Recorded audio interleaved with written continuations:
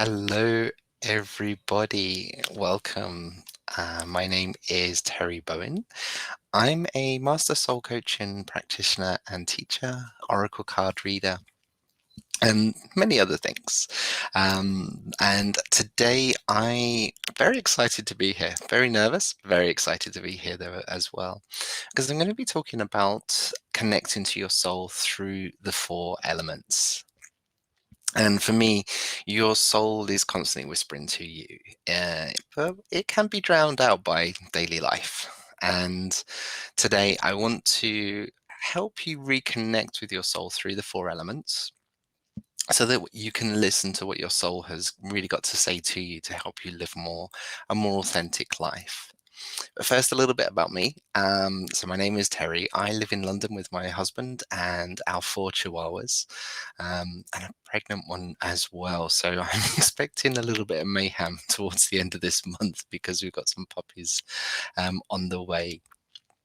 And I my spiritual journey started a little bit differently, maybe to everybody else's. I'd always been fascinated with the stars. There's something else out there. I used to love watching kind of like the ghosty programs on TV. But it wasn't until one late night I was in Asda, as it's known here in the UK, Walmart in the US, and there was a pack of tarot cards for just £5. So it was like very cheap. They weren't rider weight or anything. They were just some version. And I was just like, oh, I've always wanted to have a look at that. And I picked up the cards, and when I got home, I read the guidebook and I shuffled the cards, and the card said, like, you're gonna change. Everything's gonna be changing. You'll be doing what you're meant to be doing. That was the interpretation that I had. And I was like, that's great because I'm just about to go for an interview for a new job, and I think life needs to change a bit. But I told a friend at work, and she said, "Oh, you need to be careful with tarot. Let me take you to see someone, and they'll guide you a little bit." And I went to this lady's flat, and I think it's kind of stereotypical. She was chain smoking. She told me things that nobody else really knew about me. And then one of the things that she said was, "You're going to be doing the work that I'm doing." Now, I was 23, 20, 22, 23 at the time. And I was just like, really? No, I don't think so. And she said, yes, you'll go to a spiritualist church and they will confirm and say the same thing. I'm like, all right. What's a spiritualist church? Now, here in the UK, we have lots of spiritualist churches. They're a place where mediums, those that talk to those loved ones that have passed over, bring in evidential messages on a regular basis. So every couple of days a week, there'll be a service with this mediumship. So I have that, and I'm just like, okay, all right. No idea that there was a spiritualist church at the top of my road. I used to walk past it all the time. One day I saw it, noticed it, and walked in. And first off, we were kicked out, me and my friend. They said, "Oh, there's no messages tonight. You'll have to come back another night." So we did. And the medium came to me and said, "You're sensitive." As well as giving me other information. But he said, "You're sensitive." And I'm like, "Well, yeah, I like to have a little cry at a movie." And he said, "No, you're sensitive up here. You'll be doing this work. Tell me something once," and I'd be like, "Yeah, tell me something twice," and then I'm kind of listening in. So I went to the church on a regular basis and developed as a medium. I developed my intuitive abilities and was soon given messages from loved ones in spirit. But there was something missing for me, and that was that people were coming to me and they wanted me to tell them how to live their life. And that didn't really sit well with me because, I'm kind of 23, 24 at this point, and you've got more wisdom than me. So I know that I'm getting messages from the divine, but there's something here. There's some personal responsibility that needs to happen. And so I sat and I meditated, and the word coaching came to me. So I started investigating and looking at it, coaching. And through coaching, I found Denise Lin. So some of you may know of Denise Lin. She's an author that's wrote many books on feng shui, dreams, past lives. But she also wrote a book called Soul Coaching, and I devoured the book. I read it. I did all the exercises in the program, and just knew that, yeah, this is what I was meant to do. This is for me. So I trained to become a soul coaching practitioner. And years going on, I've been working with clients for a number of years, coaching, using the soul coaching method as well as other things that I do, and now a teacher and trainer of soul coaching as well. But the thing that I love about soul coaching is the four elements, working with the four elements, and how when connecting to the elements, we're able to really connect to our soul. Now, I just want to kind of say that, everyone has a different meaning to the word what soul is. And for me, I think it's the essence of who it is that we are. It's immortal. It has no end or beginning because it's just continual. It houses the experience that we've had in this life and also maybe in past lives as well.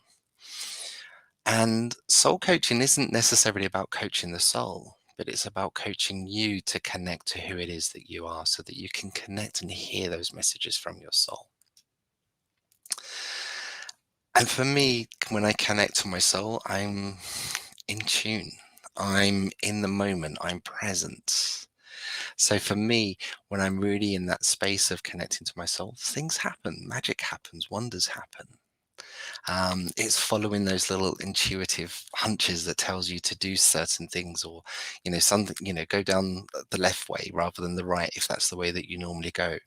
It's following that essence within you, that little voice. And the soul for me does have that little voice. It never really shouts at me. It just has that little voice that just says, "Hey Terry, do this." And it's just like, all right, okay, I'm listening.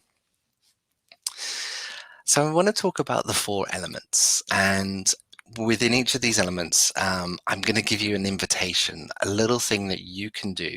And I don't want you to kind of be rushing and taking lots of notes. So these invitations, I will post them underneath the video once this is finished. But I want to give you those four kind of little things that you can do to really connect to your soul and then hear the messages from within. Now, the first element I want to talk about is the element of air. And air is connected to the mental aspect of ourselves. And I want to invite you for just this moment now to just, whatever you're doing, and if you're driving, then obviously maybe not doing this, but just if you're sat down, just take a moment and focus on your breath.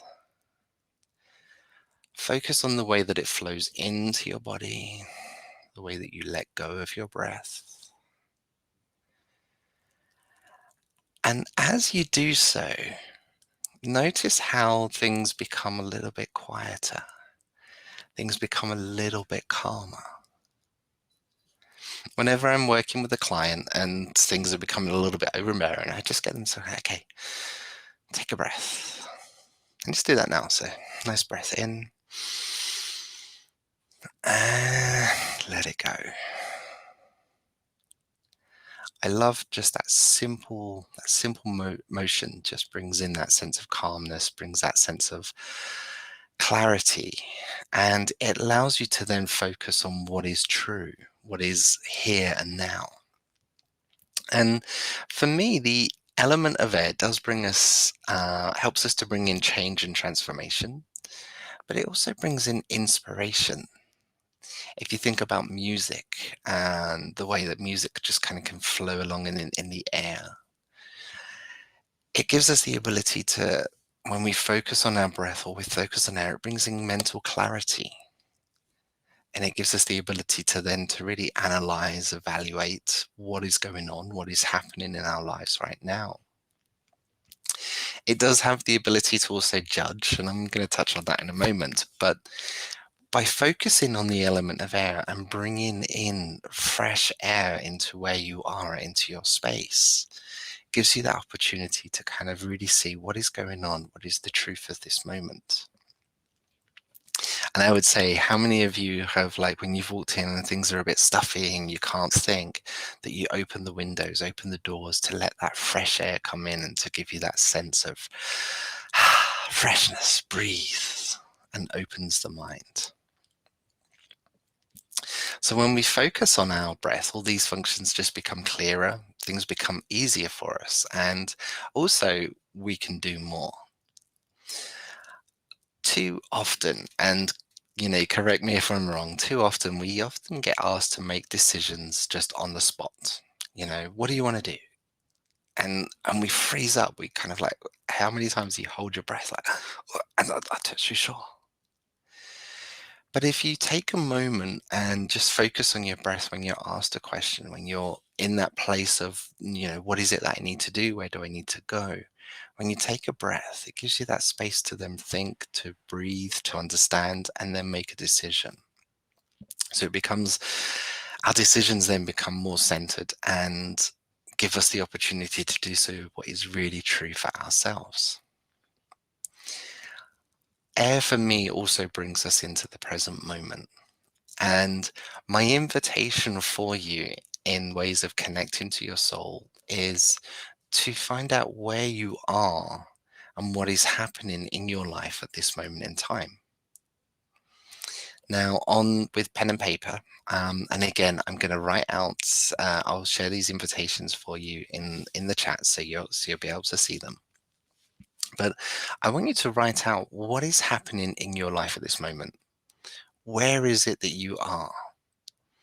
There are areas that I like to focus on: career, finances, my health, my relationships, my family, um, my self-knowledge, my career. I've said career already. My self-knowledge, where it is that I am at this moment, what's going on. And when I use those headings, and just to kind of see, I get a kind of a good view of what's going on in my life at this moment in time. It allows me to be present. But at the same time, I'm conscious not to judge. Now, I talked earlier about how the element of air can often be judgmental. When we kind of focus on what's going on, we have that sense of, being judged. Oh, my health at the moment isn't that great, and it's because of this, this, and this. No, I'm not worried about that. What is true for you at this moment in time? The soul does love the truth. Denise Linoff, I think it's one of her most famous phrases. The soul loves the truth. When you're truthful about who you are, where you are in your life, and what is happening, I believe that you then have the ability to really change it. So what do I mean by that? If I was to say to you, my health is great, I'm absolutely fantastic, but when I went for a little run with the dog this afternoon, I was panting. I was completely out of breath. I could say my health is great, but if the truth of the matter is no, there's a disconnect, and it means that I'm not really connecting with my soul and the present moment.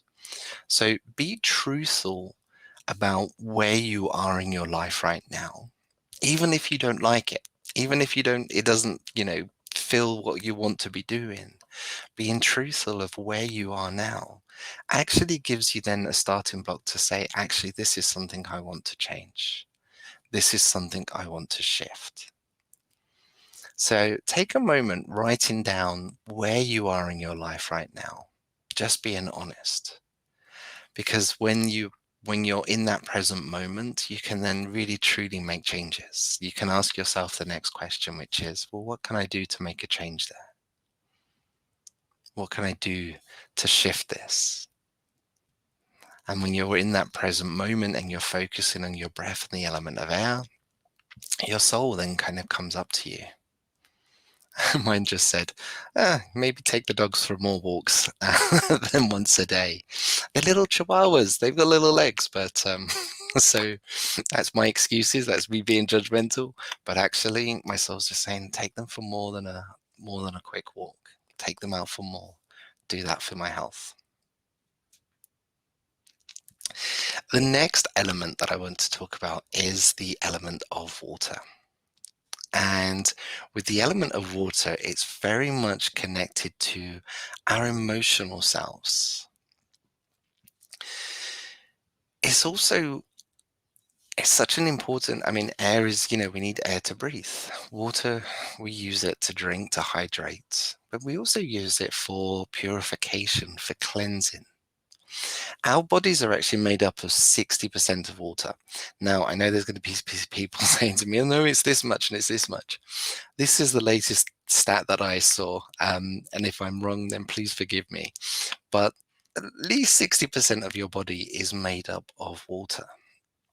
And it's important to just take a moment to just be aware of that element of water and how it connects with you, and the way that it kind of flows in your body. Now, water is such an important part of our lives, much like our emotions. Our emotions are very key to who it is that we are. Now, we use water to cook and clean. We need it to drink. And I think it's also, important to recognize that how easily we can get water. Most of us will get water out of a tap. Most of us will have a purification system, or we can get bottled water with more purified water. So being grateful, being honoring the water that comes into our lives, and thinking back to how communities were actually built around the world, because they were always built around a water source. It may have been a river, it may have been a lake.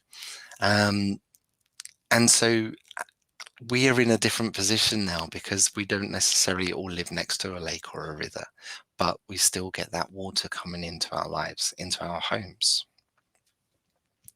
Now, for me, air is really great in terms of its element in a way of communication, the ability to speak, read, to sing songs if you want. But water is very much on our emotional selves, and it's important that we express our emotions. And what do I mean by that? Have you ever tried to hold a ball underneath water? You can kind of it becomes almost an exercise, but the ball will often want to kind of jump up. It will often want to escape. It will want to get out. It doesn't want to be like that.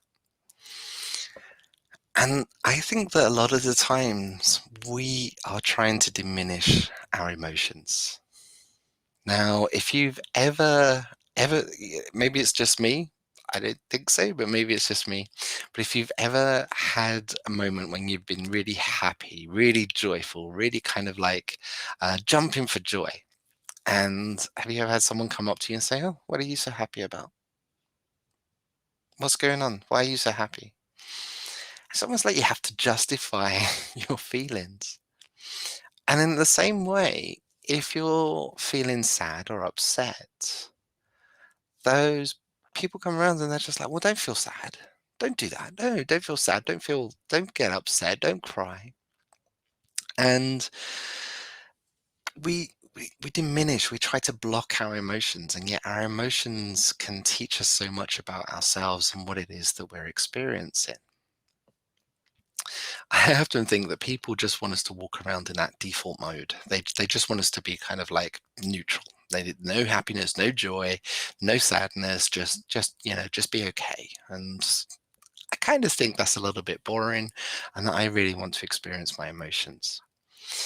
So one of the things that I do is I experience my emotions. I do my emotions. So when I'm feeling sad, I will really do sadness. I'm going to cry. I'm going to be upset. And the funny thing about emotions is there's never just one emotion, because when I kind of have that cry and I'm upset and I allow myself to really step into the emotion, some other emotions come up as well. Sometimes it's anger, frustration, they all kind of come up. And I'm not letting my emotions actually do me. I'm not letting them take over. I'm doing them. I'm taking the control here. And I'm inviting them to then tell me what is really going on. What is it that's happening that's making me so sad? And when I allow those emotions to come up, when I allow myself to experience them and to do them and to really kind of embrace them, I get into that point where it's just like, what is it that this is telling me? What is it that's going on right now? And I then step into that space where I'm able to heal.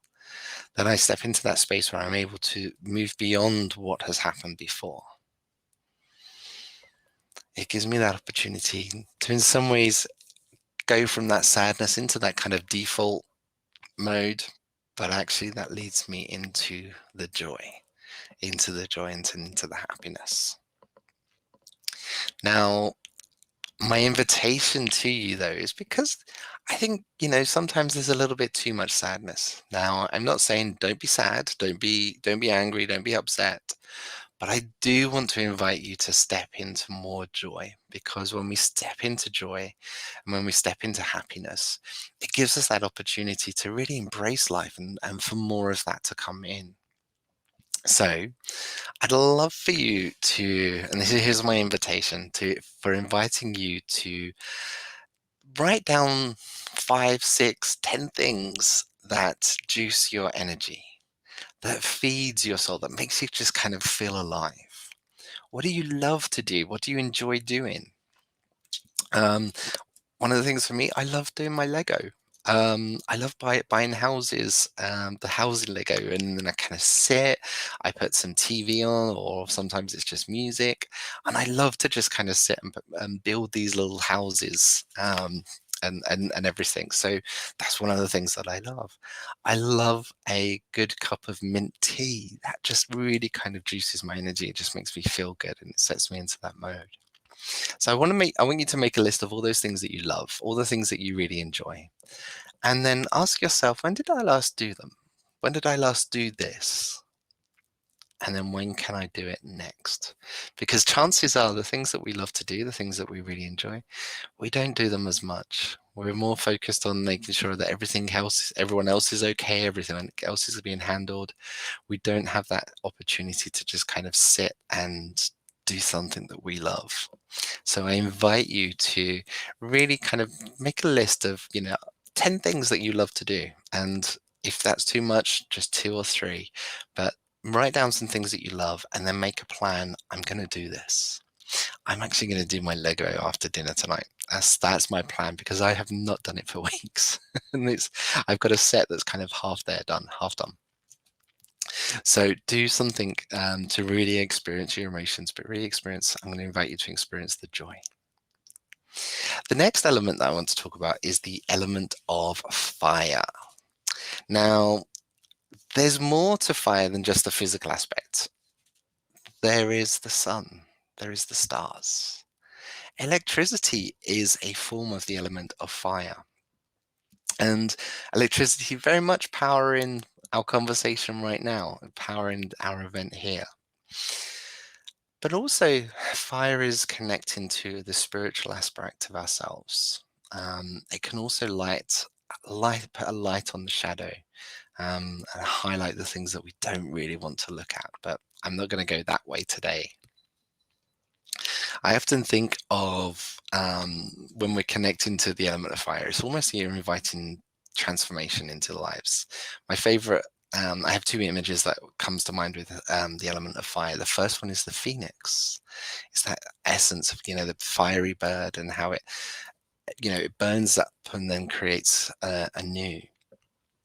And that's very symbolic of fire, because it allows us to release the old, to clear away what we no longer need and step into a new way of life and being. The other image is not as nice, but it does have a kind of happy ending. But I always think, and you've probably seen these photos where fire has devastated an area. Usually out in nature, a forest, and how the fire has just kind of ripped through, has gone through those areas. And yet, those photos that you see often afterwards are the green shoots of life that are just kind of sparkling up, that's kind of shooting up, giving us that opportunity and reminding us that we have the ability to let go and really step away from what it was before to embrace the new. New invigorating energy is always coming through. But I want to take it back into maybe a little candle. I love to sit when I'm connecting with the element of fire. I sit with the fire, a candle, just a little tea light, or maybe a votive, but just I sit with the tea light and I just watch. And I always find that my body just moves. And I'm even doing it now, and I've got like a little candle in the back there, but it just allows me to that sense of like, fire is about movement. It's about transforming. It's about shifting and moving away from what has happened before. And I also think of in some ways, it's allowing me to then just dance to my own rhythm, do what brings me joy, stepping in from emotions with, the things that we love, but really then stepping into that sense of, doing what I love, moving and kind of shifting around. Even without music, I can find myself thinking of the fire and just kind of moving around. I love, though, to release as part of the element of fire. And a lot of the times, and here's my invitation for you, is first of all, light a candle. If you can, and it's within a safe area, I don't want you lighting candles out in nature. But if you can light a candle, watch the flame and allow yourself that moment, that essence to move with it, move with into your own rhythm. And even if you can, put some music on that you're gonna enjoy dancing to as well. But my main invitation there is to give you a little bit of way of transformation. And I want you to write down 5 things that you often tell yourself you should do. So that could be, for me, I should lose weight. I should exercise more. I should take my dogs out more. I should. What are the shoulds that you have in your life at this moment in the time? And even as I kind of say those things, they kind of make me feel a little bit kind of heavy. They make me feel as though like I'm just like, oh. So with your list, and I do encourage you to write this all my exercises, whenever I'm working with clients, I always say to them, handwrite it, because as much as the computer's great, handwriting is really coming from, it's connecting to your heart. So write out those I shoulds, all the I shoulds that you have. If you've got 5, that's great. If you've got more or less, don't worry. But write down, how many I shoulds do you have in your life? All the things that you should do. And then I want you to cross it out. And you can do it dramatically if you want. I usually got the pen like this and I scratch it out. And then I write, I could lose weight, but I choose not to at this time. I could exercise, but I choose not to at this time. And what you'll notice is it's almost like you just have this release.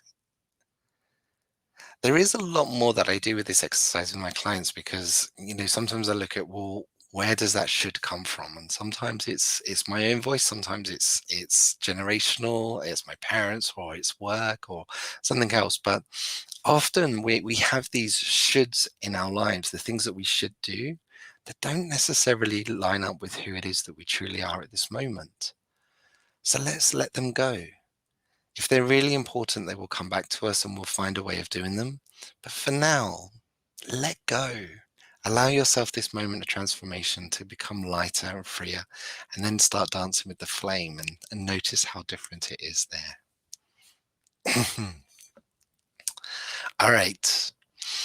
The next element then that I'm going to talk about is the element of earth. Now, earth, I think you can probably guess, is connected to our physical self, but it's also connecting to our physical surroundings. It is our bodies. It's also the chair that you're sitting on, or maybe you're sitting in a bed or a lounger. It's the car that we drive in. It's the home that we live in. It's the tree that sits, or the trees that we see around us. I also think about it in terms of the clothes that we wear. Each of these have that physical essence to them. But it's also the flowers, the blades of grass, the pebbles.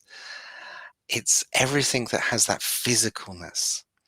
And when we connect to the element of earth, even our kind of laptops and phones, they have a sense of physicality to them. They have an essence of the earth. When we connect to them, and especially when we connect to nature, it does ground us. It does give us the ability to just kind of slow down, much like I talked about in the element of earth. When you focus on your breath, the element of earth gives us that sense of grounding. It gives us that sense of protection. And what I love about the element of earth is how it seems that makes us everything is connected, even inanimate objects, not just kind of the trees and grass that that grows, but even those things that are what we would probably consider inanimate. They have an essence about them. I mean, how many of you talk to your cars or your your phones or the devices that you have? They've all got that kind of essence.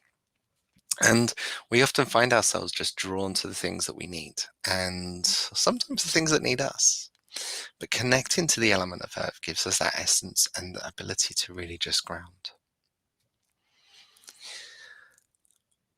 In nature, for me, it can help us create a safe space. And in some ways, that's also a sacred space. It gives us and allows us to be ourselves. When we create or have a safe space, a sacred space, it also gives us that courage to do what we wouldn't normally do, or things that we wouldn't normally think to do. But more importantly, I always feel that when we connect to nature, when we connect to the element of earth, and especially when we're in a space that feels safe, that feels sacred, we actually get to be ourselves. And sacred space and safe space doesn't have to be out in nature. And it doesn't have to be like, some people would think of a church as being safe or sacred, or a temple, or somewhere kind of holy. That's not necessarily the only places that are sacred and can be safe space. I want to invite you, and this is your invitation here, is to have a walk around your home and find a spot that calls to you, a space that you feel nourished in. I call it the power spot, or my soul spot. And it's a place where you can just sit and be and just kind of soak in the moment, just be present. My power spot, my soul spot is down in my living room. We have a two-seater sofa, and I sit on one side.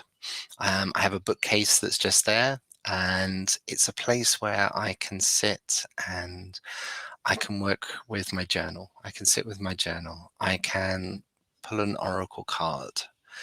I can just sit and just be. And it gives me that opportunity to just really be present in that moment. So I invite you to walk around your home and find a space, a spot where your soul just says, yeah, this is it. Where you kind of get like a little tingle, a little butterfly that just says, this is what I want, this is what I'm looking for. And I invite you then to make that space even more your own. Now, even in my living room, we have people coming in, friends and family come visit. Sometimes they sit in my spot, and that's okay. But when I sit in that spot and I'm taking that moment for myself, it becomes that place where I'm nourished. I journal, I write, I talk to spirit, I talk to my soul, and I feel safe and centered enough to then kind of say, right, what is it that I really need to do next? And have the courage then to do it. So I invite you to find that space in your home. I invite you to claim it so that it becomes your space. And even if other people are sitting there, you know that when you sit there, you're sitting in your power spot. But I would also invite you to bring in the elements into that space so that you have an altar, a way of connecting and knowing that when you sit there, it really is allowing you to connect to the earth, connect to all the elements of air, water, and fire and earth, and also connect to your soul. I have a little mini altar behind me here where I've got a feather to represent air. I have water, a little bowl with water, a fire element. It's a glass lotus, and then a rock from Sedona. And I have those where in my power spot, and it just gives me that sense when I have them there, it's just like, okay, I'm connecting to my soul. What have you got to say to me? What is it that I need you to know? It's when we make time to listen to our soul that we start to invite wonder and magic in. So I want to thank you for listening to me. Please let me know if you have any questions, any comments about what it is that I'm talking about today. I will be checking the chats and the posts in Facebook, so I will have a look. But I think you can see there's a little URL which I found really cool.